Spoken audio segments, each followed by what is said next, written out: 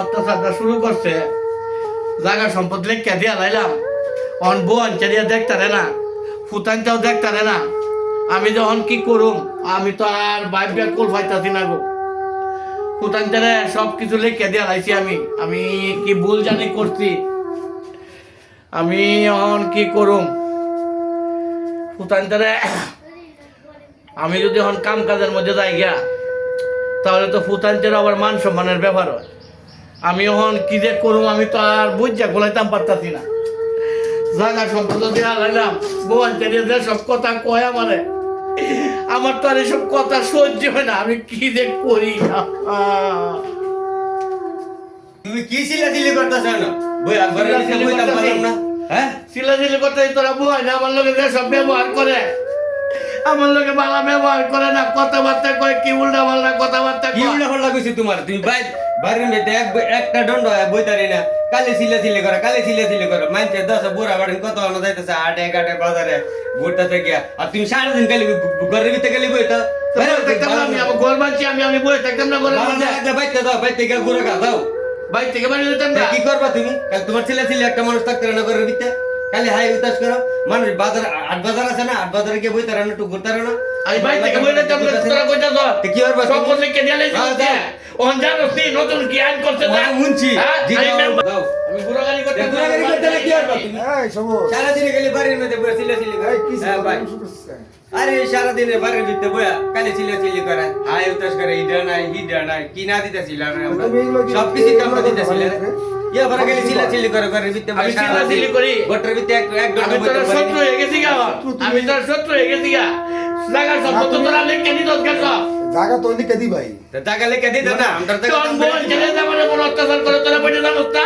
বল চালু করবে। তুমি যদি সারাদিন বড় বড় করো, সারাদিন বল গেল সারাটা দিন বড় বড় করে এগুলো বলতে করবে। লাগে। তোমার যদি ভালো লাগে তুমিও যেদিকে ভালো লাগে তুমি চলে যাও। আমি যাইতাম না, যাও যাও না, ভালো লাগে না, যাইতাম না। আমি যাইতাছি মেম্বারের বাড়া। যাও যাও আমি মেম্বারের বাড়া যাইতাছি, আমি ফোন যাইতাছি, আমি মেম্বারের বাড়া জায়গা আমি না না, আমি মেম্বারে গিয়ে আনি গিয়ে আয় তুই আমার লগে। মেম্বাররা বিছাইতাছি, কোন বাড়ি জানি গেল। আমি আজ 2 ঘন্টা ধরে বিছাইতাছি, মেম্বারে হয় না। আচ্ছা তো এখান দিয়ে মানুষ দেখা যায় হানি নেই, মেম্বার আছে, মেম্বার হুতাছি অনেক কান ধরে 2 ঘন্টা হয়েছে হুতাছি।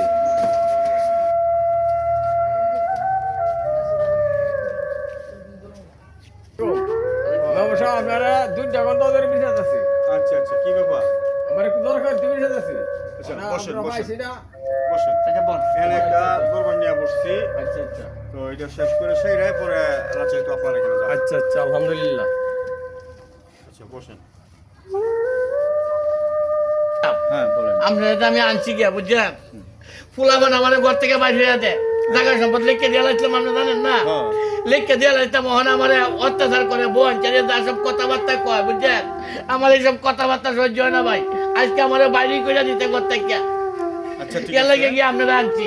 তাহলে আমি তোমার ছেলেপেলেদেরকে জিজ্ঞেস করি। হ্যাঁ জিজ্ঞাসা করে দেন। পরে। আচ্ছা বাবা, তুমি তো তোমার বাবার বড় ছেলে, তুমি একটা চাকরিও করো, শিক্ষিত মানুষ। শিক্ষিত লোক হয়ে তোমরা যদি এই সমাজে এগুলি করো তাহলে কি অবস্থা? তুমি আর তোমার ছোট ভাই মিলে নাকি তোমার না বাবার ব্যাপার সাহেব, এইভাবে না। আমি ঢাকা থেকে আসতেছি, আসার পরে দেখলাম বাড়িতে চিলাচিলি একটু। বউ বললো, বউর সাথে নাকি রাগারাগি করতেছে। এর মধ্যে আমি আসছি, আমার পরে এই আব্বারও বাড়িকে দিয়েছি, তুমি একটু বাড়ি যাও, আর সবুজেরও বাড়ি করতে যাই এখন চা। পরে এটা দেখতেছি এই এতটুকু, এর ভিতরে আমি আর কিছু জানি না। এখান দিয়ে আপনি আসছেন, এগুলো বিচার সালিশ, আমি সব কিছু জানি না। আচ্ছা তাহলে তোমার ছোট ভাই কোথায়, তারা রাখো। আচ্ছা তাহলে আমি সবুজের একটা ফোন দিই একটা। হ্যাঁ সবুজ, এই একটু আসতো, ওই যে বাড়িতে মেহমান আসছে, মেম্বার সাহেবরা আসছে, একটু আসি, একটু আসি।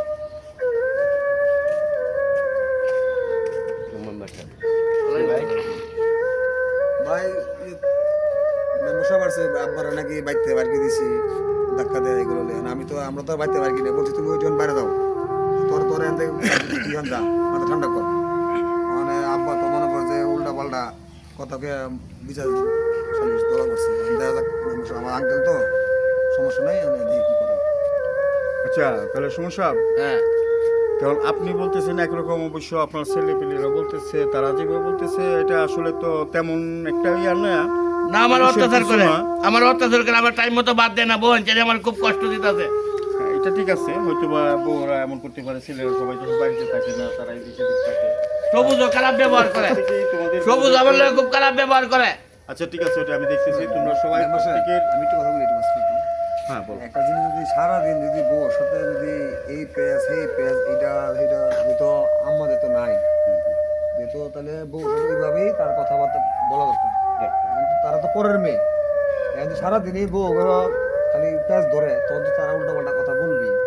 তুমি যেটা বলছো এটা ঠিক আছে, আর তোমাদের বউরা ভাবতেছে এখন তো এই সম্পত্তি আমার স্বামীর নামে নিয়ে নিছি, হ্যাঁ এখন আমার শ্বশুর আর কে, শ্বশুরের তো সেবা করলেও হইলো, না করলেও হইলো, এই বেড়া বুড়া বেড়া এখন তো তার আর এতটা দরকার নাই।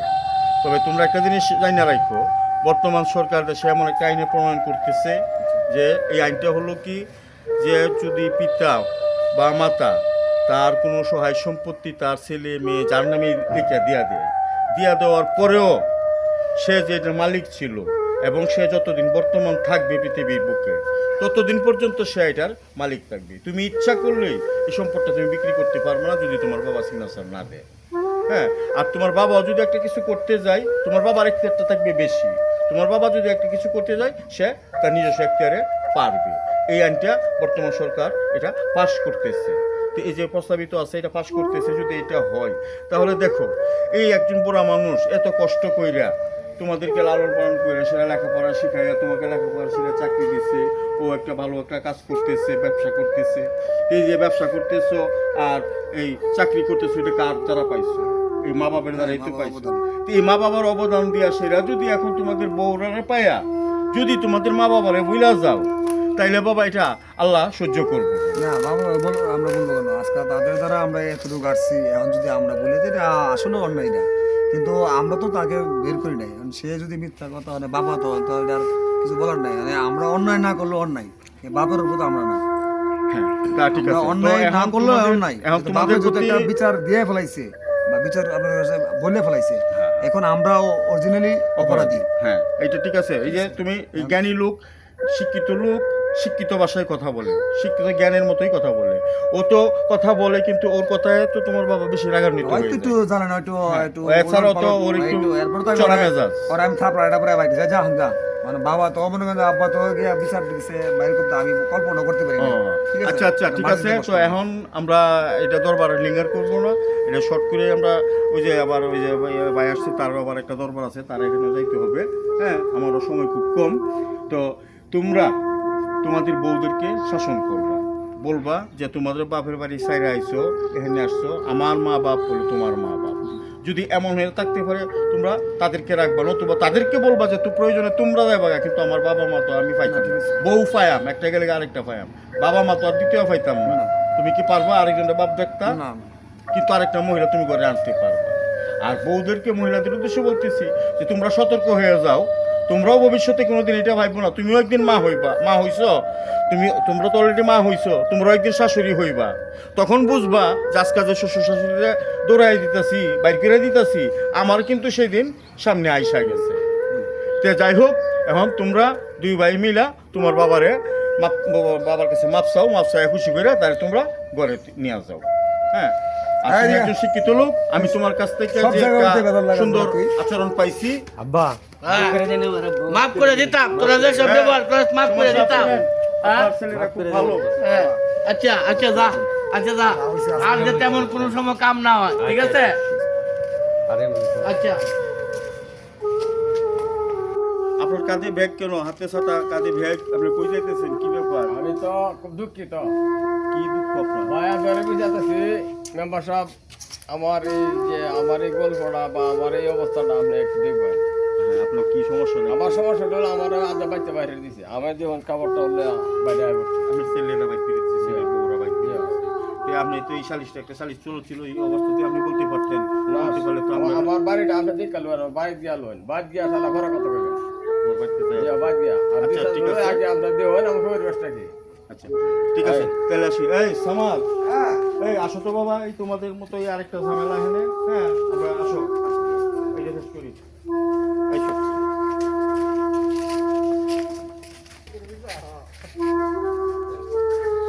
আচ্ছা চল। আর তোমার যে ওনার যে ব্যাপারটা এটাও তোমাদের এটার মতোই, হ্যাঁ। তো ভাইরা আপনারা আমাদের মতো কেউ ভুল করেন না। মা বাবাকে সম্পদ যদি কেউ লেখা নিয়ে থাকেন, মা বাবার কষ্ট দিয়েন না। বর্তমান সরকারে আইন করছে সম্পদ লেখা নেওয়ার পরেও সম্পদের মালিক সে হবে না যতদিন পর্যন্ত মা বাবা জীবিত আছে। তার জন্য আমরা যেই ভুল করছি আমরা যেন আর অন্যরা আর কোনো কেউ যে ভুল না করি, আমার এই কথাই। তো সম্মানিত ভিউয়ার্স, আপনারা অবশ্যই দেখতে পাচ্ছেন এই গল্পটা। এটা আমরা তৈরি করছি যাতে করে কোনো সন্তান কোনো মা বাবাকে সম্পত্তি লিখে না নিতে পারে, বা যদিও লেখা নেয় তাহলে যাতে তাদেরকে কোনো প্রকার অসম্মান না করতে পারে, কোনোভাবে তাদেরকে অসম্মানী না করে। আর সেই জন্যে এটা করছি। পাশাপাশি বাংলাদেশ সরকার একটা আইন প্রস্তাবিত আছে, এটা সম্ভবত আল্লাহর হেতু আমরা দোয়া করি এই আইনটা পাস হোক। এই আইনটা পাস হলে কোনো মা বাবাই আর কষ্ট করতে হবে না, ওই কষ্টে ভুগতে হবে না। তারা গোপনে ষড়যন্ত্র কইরা অনেক ছেলে মেয়েরা এই মা বাবার কাছ থেকে এই সম্পত্তি লেখা নেওয়া যায়, হ্যাঁ। আর যাতে যদি লেখা নেয়ও তারপরেও বাবা যতদিন পর্যন্ত জীবিত থাকবো, মা যতদিন পর্যন্ত জীবিত থাকবো, এই সম্পদটা ততদিন তাদেরই থাকবে এবং তাদের মাধ্যমে এটা বেচা কিনা হবে, বিক্রি করতে পারবে, হ্যাঁ। তাদের প্রয়োজনে, চিকিৎসার প্রয়োজনে, হ্যাঁ, সকল কিছু প্রয়োজনে বৃদ্ধ মা বাবা এটা ব্যবহার করতে পারবে, হ্যাঁ। তো আপনারাও সবাই এটা থেকে সতর্ক থাকবেন, কেউ কখনো কোনো মা বাবাকে কষ্ট দিবেন না। আর আমাদের এই গল্প দেখে শুনে যদি আপনাদের কাছে ভালো লাগে তাহলে আপনারা প্রত্যেকেই লাইক, কমেন্ট, শেয়ার, হ্যাঁ, করবেন এবং সকল কিছুই আপনারা এই লিখে জানাবেন। আসসালামু আলাইকুম।